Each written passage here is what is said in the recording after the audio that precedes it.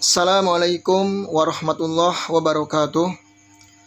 Alhamdulillah hamdan katsiran tayyiban mubarakan fih kama yuhibbu rabbuna wa yardah. Asyhadu an la ilaha illallah wahdahu la syarikalah wa asyhadu anna Muhammadan abduhu wa rasuluhu alladzi la nabiyya ba'dah. Amma ba'du, kaum muslimin wal muslimat rahimani wa rahimakumullah. Di kesempatan kali ini insyaallah ta'ala kita akan mereaction ya, sekaligus meluruskan dari pernyataan salah seorang Habib yang bernama Hasan bin Ismail bin Mukhdar ya, dari kalangan Ba'alawi, tentang masalah tawassul kepada orang yang sudah meninggal. Karena kalau tidak diluruskan wahai kaum muslimin, maka sangat berbahaya.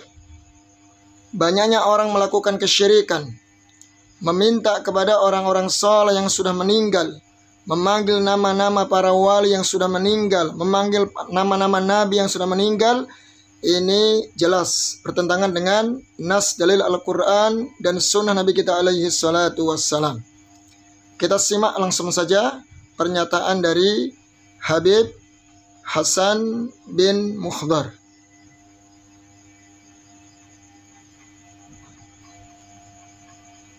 Dari Muhammad Rafi dari Sumedang, isi bertanya, katanya Ustaz, apa hukumnya bertawassul kepada orang yang sudah meninggal, katanya Ustaz?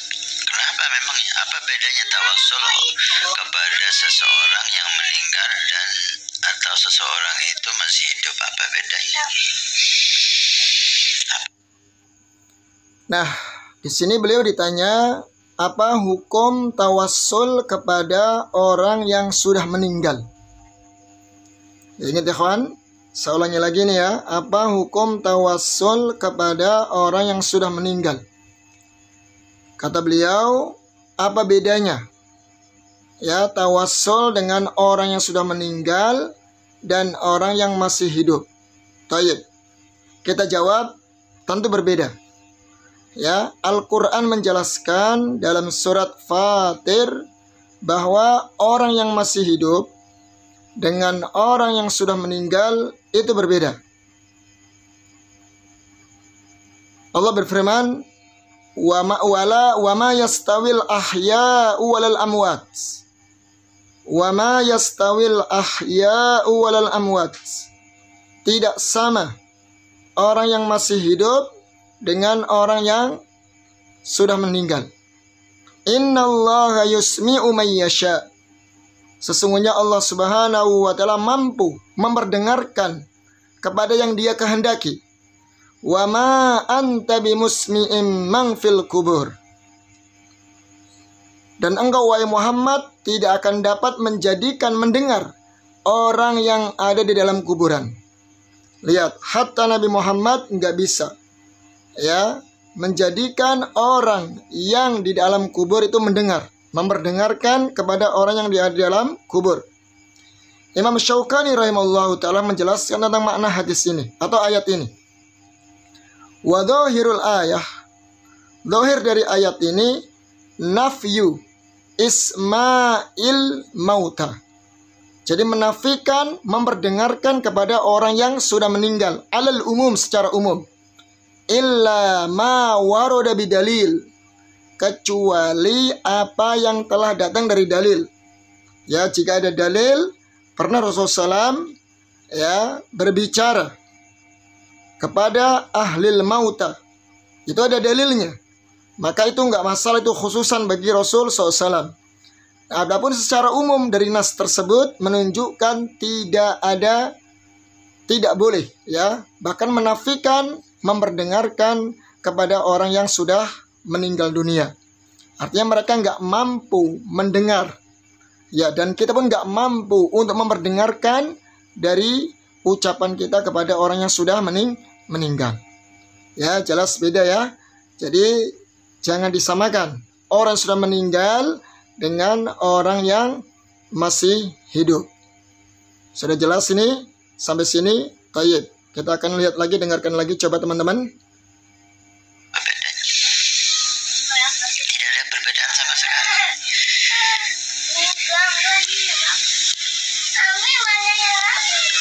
bisa dibedakan. Oh, ini orang hidup bisa ditawasuli, yang mati nggak bisa ditawasuli.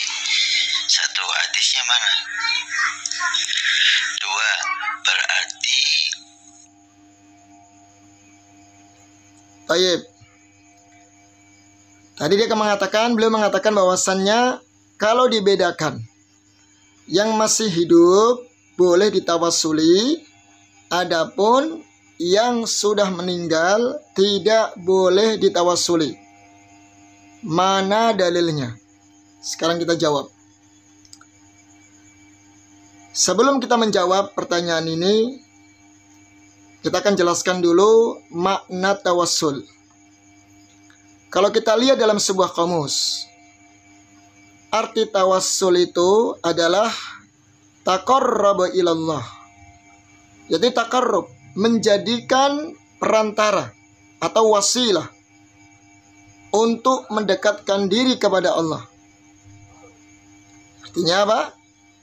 Menjadikan suatu perantara atau wasilah agar mengantarkan kepada sesuatu. Artinya seseorang taqarraba ilallah bil a'malis salihah, yaitu seseorang mendekatkan kepada Allah dengan amalan-amalan saleh. Atau kita lihat penafsiran para ulama terkait masalah tawassul, ya, yaitu tawassala ilaihi bikullil wasail al-mumkinah, yaitu kita menjadikan wasilah, taqarraba ilaih, mendekatkan diri kepada Allah Subhanahu wa taala dengan perantara-perantara, dengan wasilah-wasilah yang memungkinkan. Itu arti tawassul. Baik. Kemudian dalam Al-Qur'an disebutkan makna wasilah itu 2 kali dalam surat Al-Maidah yang pertama, yang kedua surat Al-Isra. Dalam surat Al-Maidah Allah berfirman, "Ya ayyuhalladzina amanu taqullaha wabtaghu ilaihil wasilah." Wahai orang-orang yang beriman, ya, bertakwalah kalian kepada Allah dan carilah wasilah. Wajahidu fi sabilihi la'allakum tuflihun. Dan sungguh-sungguh di jalan Allah, ya, agar kalian itu termasuk orang yang tuflihun, yang selamat, yang beruntung. Di sini Allah Subhanahu wa taala memerintahkan orang-orang yang beriman untuk mencari wasilah. Ya, kalau kita lihat penafsiran, ya, dari kalangan para ulama ahli mufassirin seperti Ibnu Abbas, Imam Mujahid, itu semuanya maknanya kurbah, mendekatkan diri kepada Allah. Bil a'malis salihah, mendekatkan diri kepada Allah dengan amal saleh, yaitu dengan mentaatinya dan mengamalkan perintah-perintahnya yang menjadikan Allah ridha kepadanya. Jadi wasilah di sini ketika Allah Subhanahu wa taala memerintahkan orang-orang beriman untuk mencari wasilah, artinya agar orang-orang yang beriman, ya, mendekatkan diri kepada Allah Subhanahu wa taala dengan mentaatinya, menjalankan amalan-amalan yang diridhoi oleh Allah Subhanahu wa taala. Ini maknanya. Bisa dilihat, ya, dari kalangan Ibnu Abbas, mufassir Ibnu Abbas, salah seorang sahabat, Imam Mujahid, kemudian As-Suddi dan yang lainnya. Kemudian juga dalam surat Al-Isra, jadi disebut kalimat wasilah. Allah berfirman, "Ulaikal ladzina yad'una ila rabbihimul wasilata ayyuhum aqrab wa yarjuna rahmatahu wa yakhafuna 'adzabah inna 'adzaba rabbika kana mahdura." Di sini Allah Subhanahu wa taala mengkisahkan bahwasannya ada sebagian orang musyrikin yang mereka minta kepada orang-orang saleh. Maka Allah mengatakan begini, "Ulaikal ladzina yad'un." Mereka orang-orang yang mereka seru dari kalangan orang-orang saleh yang dimintai, ya, yabtaghuna ila rabbihimul wasilah. Mereka sendiri mencari wasilah, mendekatkan diri kepada Allah dengan amal saleh. Artinya orang-orang saleh yang diminta ya, dari kalangan orang-orang musyrikin, mereka justru butuh, mereka mencari wasilah dengan amal saleh untuk mendekatkan diri kepada Allah. Wa yarjuna rahmatah, mereka juga mengharapkan rahmat Allah. Wa yakhafuna adzabah, dan mereka juga takut akan adab Allah. Inna adzab rabbika kana mahdhura, sesungguhnya adab Rabbmu sepatutnya untuk diwaspadai. Jelas ya? Jadi di sini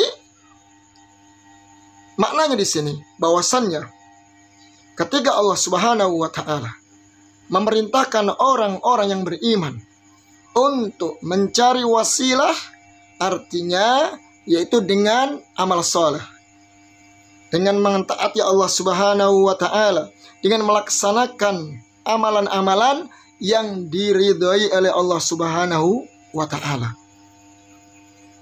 Baik, sampai sini jelas ya. Kemudian lantas bagaimana kalau kita selain dari amal soleh? Adakah tawassul selain dari amal soleh yang disyariatkan dalam Islam? Ada, banyak. Ya, ada. Ya, tentu sesuai dengan dalil. Karena kita berbicara tentang masalah agama, harus berlandaskan dalil. Orang yang berbicara tentang masalah agama harus bersumber dari Al-Quran dan Sunnah dan pemahaman para sahabat. Tidak boleh dengan karya sendiri atau asumsi sendiri, tidak boleh. Karena termasuk dosa besar. Dan Allah Subhanahu wa taala mengancam keras ya tentang orang yang bicara atas nama Allah tanpa ilmu. Di antara ayatnya, Qul innama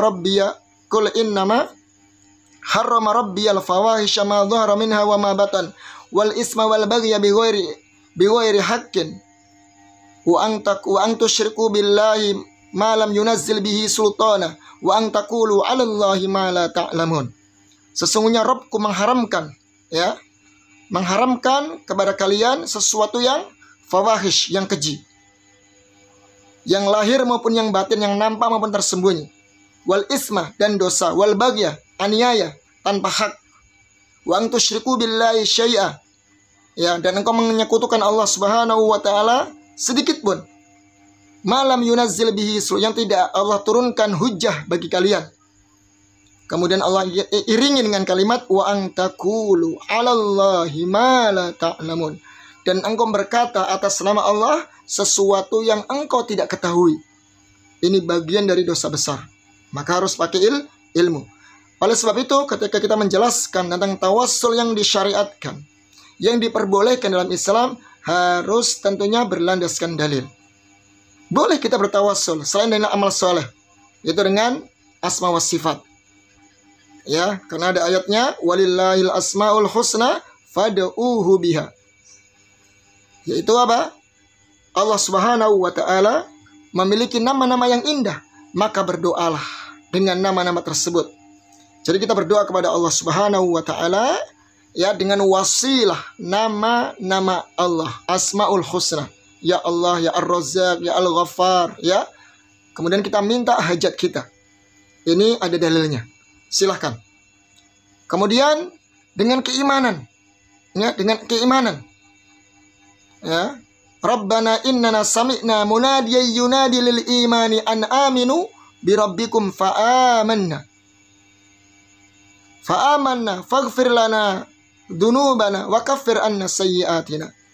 Maka dengan keimanan kami kepadamu wahai Allah, maka ampunilah dosa-dosa kami dan hapuslah kesalahan-kesalahan kami. Ada dalilnya, silakan. Ya Allah, karena keimanan kami kepadamu ya Allah, ampunilah dosa-dosa kami. Tafadhal, ada dalilnya. Kemudian juga di antara tawassul yang diperintahkan oleh Allah Subhanahu wa taala, yang dianjurkan dalam Islam adalah dengan minta kepada orang saleh. Minta doa yang diperbolehkan. Ya, tentu yang masih hidup. Ya, tadi beliau kan bilang menuntut dalilnya mana? Ya, dalilnya mana? Ada dalilnya. Baik, teman-teman, kata beliau, orang yang hidup bisa ditawassuli sedangkan orang yang sudah mati tidak bisa ditawassuli. Dalilnya mana? Tayyib. Kita jawab dalam Al-Quran, ya. Ketika putra-putra Yakub alaihi salam memohon kepada ayahnya ya Yakub alaihi salam agar memohonkan ampun untuk kepada Allah Subhanahu wa taala atas kesalahannya. Allah berfirman, "Ya abana astaghfir lana dzunubana inna kunna khati'in." Wahai ayahku, ayah kami, mohonkanlah ampunan untuk kami kepada Allah, ya, atas dosa-dosa kami, karena kami itu orang-orang yang bersalah. Di sini putra-putra Yakub alaihissalam bertawassul kepada bapaknya Nabi Yakub alaihissalam agar Nabi Yakub memohonkan ampun untuk putra-putranya karena mereka telah berbuat salah. Ini dalil dari Al-Quran. Tayyib. Tadi minta dari hadis. Hadis sangat ma'ruf, ya. Dalam sebuah riwayat bahwa ada seorang laki-laki yang buta. Anna rajulan dharirul basar. Laki-laki yang buta atan Nabiya sallallahu alaihi wasallam, yang mendatangi Rasulullah SAW dan mengatakan, "Ya Rasulullah, ud'ullaha ayyu afiyani." Ya Rasulullah, doakan aku agar Allah Subhanahu wa taala, ya, doakan kepada Allah agar Allah menyembuhkan kebutaanku. Lihat. Ya, kemudian Nabi kita alaihi salatu wassalam bertanya kepadanya, "In syi'ta da'autu wa in syi'ta sabarta fa huwa khairun lak." Jika kamu mau, saya doakan. Ya, tapi jika kamu mau, kamu bersabar, itu lebih baik itu lebih baik untukmu. Tapi laki-laki tersebut, sahabat tersebut minta untuk didoakan. Maka Nabi kita alaihi salatu wassalam memerintahkan untuk berwudu, fayuhsinu wudu'ahu. Ya, sebaik-baik wudu, kemudian dia duduk di samping Nabi kita alaihi salatu wassalam dan berdoa. Ya, Nabi mendoakannya. Ya, Nabi mendoakannya. Mungkin ada sebagian orang beranggapan bahwa ada kemungkinan, ya, seorang laki-laki yang buta tersebut berdoa memohon kepada Allah Subhanahu wa taala dengan perantara kedudukan Nabi, bisa jadi, atau dengan jasad Nabi alaihi salatu wassalam, bisa jadi, atau dengan memohon kepada Allah dengan doanya Nabi. Namun insyaallah taala yang kuat di sini adalah dengan doa Nabi. Karena dengan teks, ya, teksnya hadis mengatakan ud'ullaha ayyu afiyani, jelas. Jadi laki-laki tersebut minta kepada Nabi agar mendoakannya, ya, agar matanya sembuh. Jadi kemungkinan dengan kedudukan Nabi, dengan jasad Nabi, ini marjuh, ini tidak kuat. Kenapa? Karena beliau, seorang laki-laki yang buta tersebut mengatakan, ud'ullah, doakanlah untukku, ya. Berdoalah kepada Allah untukku agar Allah menyembuhkanku. Itu sangat jelas sekali, ya, dalilnya. Baik. Jadi di sini kita ambil kesimpulan. Ketika Allah Subhanahu wa taala memerintahkan carilah wasilah kepada orang-orang yang beriman, kepada hambanya, maknanya tawassul dengan amal salihah, dengan amalan-amalan saleh yang mendekatkan diri kepada Allah Subhanahu wa taala. Kemudian jika salah seorang sahabat, ya, mengatakan saya bertawassul dengan Nabi, artinya apa? Minta doa kepada Nabi alaihi salatu wassalam. Bukan minta dengan jasadnya Nabi atau bukan dengan kedudukan Nabi alaihi salatu wassalam. Ya, ini dalilnya. Ya, jelas sampai sini teman-teman, ya. Coba kita simak lagi videonya. Baik. Dua, berarti secara tidak langsung dia mengatakan orang yang hidup itu bisa menolong, tanpa dengan izin Allah. Orang yang mati tidak bisa menolong. Ini malah tauhidnya nggak benar. Perhatikan teman-teman. Jadi dia mengatakan secara tidak langsung orang yang hidup itu berarti bisa menolong tanpa izin Allah katanya. Sedangkan orang yang menikmati tidak bisa menolong, ya, ini dikatakan malah rusak akidahnya. Ini kebalik ya. Ini sangat kebalik sekali. Justru orang yang masih hidup, ya, dan dia mampu untuk memberikan bantuan, tentu dengan izin Allah ya. Jika Allah kabulkan dengan izin Allah, maka ini jelas tidak ada masalah.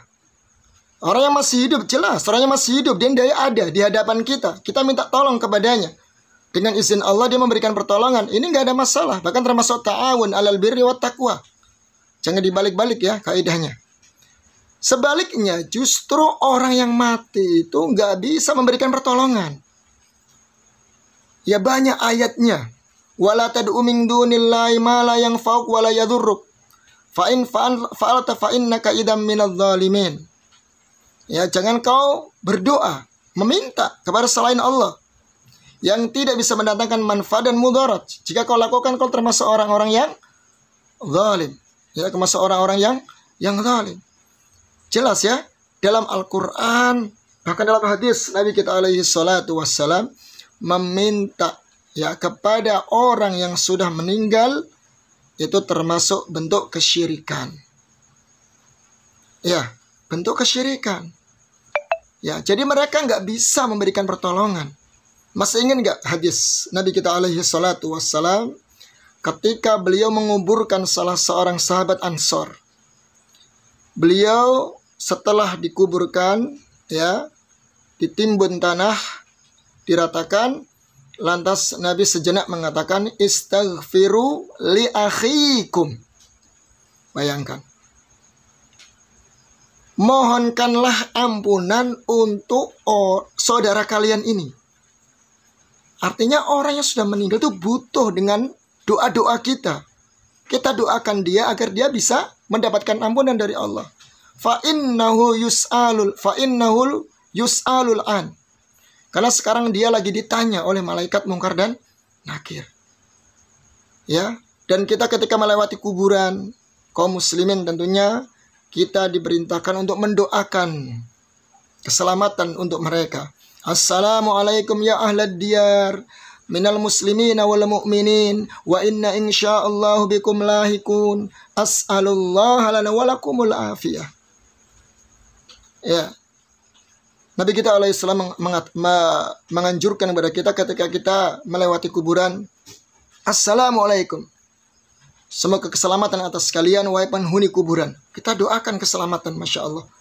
Kita salami, ya, minal muslimina wal mu'minin wal mu'minat, wal mu'minin, dari kalangan orang-orang yang muslim, ya, dan kalangan orang-orang yang beriman. Wa inna insyaallahu bikum lahikun, dan kami insya Allah akan menyusul kalian. Apa doanya? As'alullah lana walakumul afiyah. Saya doakan untukku dan untuk kalian keselamatan. Bayangkan, ya, bahwa orang yang sudah meninggal justru nggak bisa memberikan pertolongan. Kenapa kita minta kepada orang sudah meninggal? Ya, ini gimana cara berpikirnya? Ini kebalik ya. Justru orang yang masih hidup dan mampu, tentu dengan izin Allah ya, ini malah dianjurkan. Malah ada dalilnya tadi. Ya, sahabat minta kepada Nabi agar mendoakannya. Ya. Bukan sahabat tadi minta kepada kuburan, enggak. Ya, atau orang sudah meninggal, tidak. Ya, jelas ya.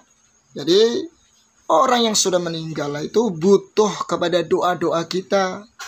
Butuh dengan doa kepada orang yang masih hidup. Enggak bisa memberikan pertolongan kepada dirinya. Mereka aja enggak bisa menjamin dari siksa kubur untuk dirinya. Lantas bagaimana bisa menjamin memberikan pertolongan untuk orang lain? Ya, jadi jangan kebalik cara berpikirnya ya. Kita lihat lagi videonya, kita simak lagi teman-teman. Seseorang bertawasul tentunya dengan baik itu amal soleh atau orang soleh. Nah, beliau mengatakan seseorang bertawasul dengan amal soleh. Ya, sepakat, saya setuju sini. Tadi sudah saya jelaskan, termasuk tawasul yang disyariatkan, bertawasul dengan amal soleh. Dalilnya sudah kita ketahui ya, tentang 3 orang pemuda yang terjebak dalam goa. Jadi masing-masing mereka bertawasul dengan amal solehnya. Dan Allah memerintahkan kita ya mendekatkan diri kepada Allah dengan wasilah, itu dengan apa? Amal soleh. Setuju Bib kalau ini ya? Coba yang selanjutnya kita simak. Amal soleh dan orang soleh adalah yang dicintai oleh Allah. Kita bertawasul. Nah, ini yang kita garis bawahi, tawasul dengan orang soleh. Tapi ingat, boleh disyariatkan, dianjurkan ketika dia masih hidup. Artinya minta doa kepada orang soleh. Begitu ya. Tapi kalau sudah meninggal, tentu nggak bisa. Justru mereka butuh dengan doa-doa orang yang masih hidup. Mereka nggak bisa menjamin dirinya keselamatan di alam kubur. Lantas bagaimana bisa menolong orang-orang yang masih hidup? Baik. Kita lanjut teman-teman. Ingin hajat kita kabul dengan sesuatu yang dicintai oleh Allah. Allah cinta amal saleh. Allah cinta orang saleh. Maka kita tawasul dengan amal saleh dan orang saleh. Orang saleh yang kita tawasuli nggak ada bedanya. Dia masih hidup. Dia sudah meninggal. Di hadapan Allah nggak ada bedanya ya. Tadi sudah saya jelaskan teman-teman, jelas berbeda. Orang yang masih hidup dengan orang yang sudah meninggal tentu berbeda. Jelas berbeda. Ayatnya tadi sudah jelaskan ya. Mereka nggak bisa mendengar, orang yang sudah meninggal nggak bisa mendengar. Bahkan kita nggak bisa memperdengarkan ucapan kita kepada orang yang sudah meninggal. Gimana dikatakan sama? Gimana dikatakan nggak beda? Ya. Kata dia nggak ada bedanya. Ya jelas berbeda. Ya. Dalil-dalil tadi sudah saya jelaskan. Para sahabat, ya, putra Yakub alaihi salam meminta kepada ayahnya. Mereka masih hidup, nggak meminta di alam kubur, tidak. Ya, gimana sih Beb ya? Harus dipahami baik-baik di sini ya. Kita lanjut lagi teman-teman. Kita dengarkan saja dulu. Yang memberi Allah, bukan yang hidup atau yang meninggal. Yang memberi Allah. Ya, kita semua sepakat. Ya, sepakat. Bahkan orang-orang kafir pun sepakat. Kafir Quraisy, musyrikin di zaman dulu sepakat. Ketika mereka berdoa kepada selain Allah, mereka juga mengakui, saya yakin yang mengabulkan doa, yang menurunkan hujan, memberikan rizki, mengatur alam semesta, itu Allah. Bisa dicek, dalilnya banyak sekali dalam Al-Quran. Wa may yudabbiru amra fasayaqulunallah. Wala in sa'altahum man khalaqahum la yaqulunallah. Mereka menjawab Allah, mereka mengakui rububiyah Allah. Ya, tapi lihat Al-Quran, subhanallah ya. Mungkin ayat ini yang jarang disampaikan ini. Bahkan kayaknya disembunyikan ini ayat ini. Az-Zumar ayat 3. Coba teman-teman cek ya, surat Zumar ayat 3. Bagaimana Allah Subhanahu wa taala membantah dalam ayat tersebut alasan orang-orang musyrikin ketika mereka berdoa kepada selain Allah. Walladzina ittakhadhu min dunihi awliya'a ma na'buduhum illa liyuqarribuna ilallahi zulfa. Lihat. Dan orang-orang yang menjadikan sesembahan-sesembahan dari selain Allah, aulia, para wali-wali, pelindung-pelindung dari selain Allah. Apa alasan mereka? Lihat alasan mereka. Mana buduhum, kami tidak menyembah mereka. Kami tidak minta kepada mereka. Alasan kan begitu. Illa, kecuali liyuqarribuna ilallahi zulfa, agar mereka, para wali-wali, orang-orang soleh, mendekatkan kami kepada Allah. Artinya menjadikan perantara orang-orang soleh tersebut agar menyampaikan hajat-hajat kami kepada Allah. Zulfa, dengan sedekat-dekatnya. Jelas ya, ini alasan orang-orang musyrikin terdahulu. Mereka nggak menyembah itu berhala tersebut, tidak menyembah para wali tersebut, tidak menyembah kuburan tersebut. Enggak, tapi apa alasannya? Hanya sebatas agar mereka mendekatkan kami kepada Allah, menghubungkan. Jadi kan menjadikan wasilah, ya kan? Apakah Allah Subhanahu mengatakan, ya sudah nggak apa-apa. Kita baca ayat selanjutnya. Innallaha yahkumu bainahum fima hum fihi yakhtalifun. Innallaha la yahdi man huwa kadhibun kaffar. Ini Allah berfirman ya, bukan ana yang ngomong. Allah mengatakan, Innallaha yahkumu bainahum fima hum fihi yakhtalifun. Sesungguhnya Allah Subhanahu wa ta'ala akan memutuskan hukum atas apa yang mereka perselisihkan. Ya, Allah akan putuskan. Biar Allah yang akan memutuskan ini semuanya. Innallaha, kata Allah, sesungguhnya Allah la yahdi, tidak akan memberikan petunjuk, man huwa kadhib, yang dia seorang pendusta. Lihat, Allah hukumi orang-orang yang menjadikan perantara selain Allah.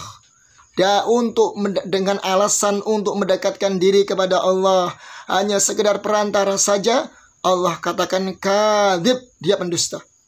Gak peduli. Alasannya, dia pendusta. Man huwa kadhibun kafar. Dan Allah menghukumi juga la yahdi, Allah dia akan memberikan petunjuk pada orang pendusta. Kadhibun kafar, sekaligus dia dihukumi kafar, kufur oleh Allah Subhanahu wa ta'ala. Ini Allah yang menghukumi, ya, mengatakan kadhib, kafar, sangat kufur, yaitu melakukan kesyirikan. Kadhib, pendusta, dan melakukan kesyirikan, kekufuran, maksudnya begitu ya. Nah lihat, jadi Allah Subhanahu wa ta'ala nggak terima ketika ada seorang hamba yang menjadikan perantara dari selain Allah dengan alasan agar mendekatkan diri kepada Allah. Tentu yang tidak disyariatkan ya, dari kalangan orang yang sudah meninggal, ya apapun bentuknya, ya apapun medianya, maka Allah hukumi kadhibun kafar. Jelas ayat ini kan? Ini jarang disampaikan ini, ya. Tolong nih ayatnya dicek lagi, ya kalau masih ragu. Surat Az-Zumar ayat yang ketiga. Jadi jelas beda, ya, jelas beda, ya. Baik, kita akan simak lagi teman-teman. Sayyidina Umar ketika Nabi hidup tawasul dengan Nabi, ketika Nabi nggak ada tawasul dengan Abbas paman Nabi. Ayo kita dengar hadis itu. Apa hubungannya hadis ini dengan larangan tawasul dengan orang meninggal? Nggak ada hubungannya, gitu loh. Jangan dipaksakan. Loh, kenapa Sayyidina Umar nggak tawasul dengan Nabi, kok tawasul dengan Abbas? Kenapa namanya? Terserah Sayyidina Umar. Orang mau milih tawasul dengan Nabi, tawasul dengan keluarga Nabi, terserah orangnya. Tawasulnya Sayyidina Umar dengan Abbas bukan berarti sebagai bentuk larangan tawasul dengan orang yang sudah meninggal. Nggak ada itu. Itu penafsiran Anda yang salah. Jangan Anda paksa penafsiran Anda sebagai syariat Nabi. Baik, ini bagus banget teman-teman ya. Jadi beliau menjelaskan bahwa kisah Umar bin Khattab radhiyallahu an yang bertawassul dengan paman Nabi alaihi salatu wassalam, yaitu Al-Abbas. Kata beliau, tawassulnya Umar kepada Abbas bukan berarti tidak ada larangan tawassul kepada orang yang sudah meninggal. Ya, jadi jangan kamu paksakan. Ya, sesuai dengan pemahamanmu bahwasannya hadis ini menunjukkan bahwasannya tawassul itu kepada orang yang hidup. Tayyib. Justru Umar bin Khattab radhiyallahu an sebagai khulafaur rasyidin, dia paham tauhid yang sesungguhnya, akidah yang lurus, tidak boleh tawasul kepada orang yang sudah meninggal. Maka dia meminta kepada paman Nabi Al-Abbas yang masih hidup agar berdoa kepada Allah Subhanahu wa taala, ya, agar Allah turunkan hujan. Kan di masa itu Madinah itu sedang kemarau. Ya. Ketika itu Umar bin Khattab mengatakan, "Inna kunna natawassalu binabiyyika. Inna kunna natawassalu ilaika binabiyyina. Fataskina." Dulu kami bertawassul kepadamu wahai Allah dengan perantara nabi kita, Nabi Muhammad. Maka engkau turunkan hujan. Ya. Kemudian setelah beliau wafat, Nabi Muhammad SAW, kemudian kami natawassalu bi ammi nabiyina. Kemudian kami bertawassul dengan paman nabi kita, yaitu Al-Abbas. Artinya Umar bin Khattab ingin mengajarkan kepada kita, kalau tawassul itu kepada orang yang masih hidup, bukan kepada orang yang sudah meninggal. Kalau seandainya, ya, boleh tawassul kepada orang yang sudah meninggal, Umar bin Khattab ngapain?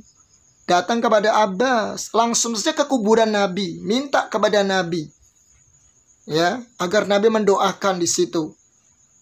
Mau tinggal selangkah doang, ya kan? Tinggal selangkah doang. Umar tahu orang yang sudah meninggal nggak bakal mendengar, kan begitu. Makanya Umar minta kepada Al-Abbas. Dan Umar tahu tentu Nabi lebih mulia daripada Abbas, pamannya. Tapi inilah akidah yang benar. Lau kana khairan lasabaquna ilaih. Seandainya bertawassul boleh, bertawassul kepada orang yang sudah meninggal itu diperbolehkan, bahkan dianjurkan, maka sungguh para sahabat telah mendahului kita dalam mengamalkan ini. Gitu loh, Pak Habib, ya. Dan lihat amalan-amalan para sahabat, amalan nabi-nabi yang lainnya, nggak ada yang tawassul kepada orang yang sudah meninggal, nggak ada. Ya, tidak ada. Maka jangan dibalik-balik ya. Ya, mudah-mudahan yang sedikit ini bermanfaat teman-teman ya.